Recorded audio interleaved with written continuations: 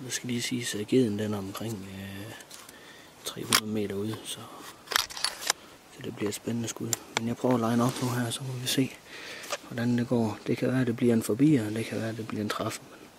Men vi prøver.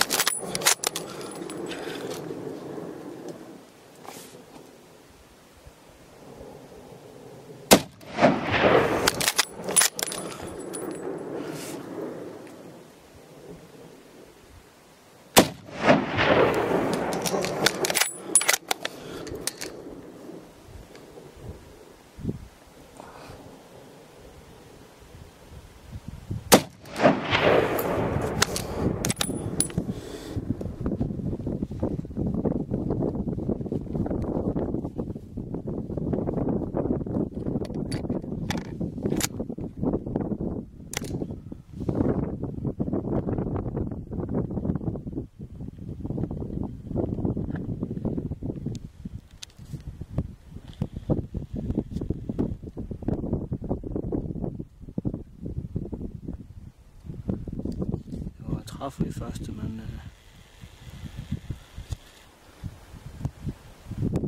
vi tager og kigge på, hvor geden den er henne nu, men se om der er noget bevægelse for noget chamois. Vi kommer tilbage.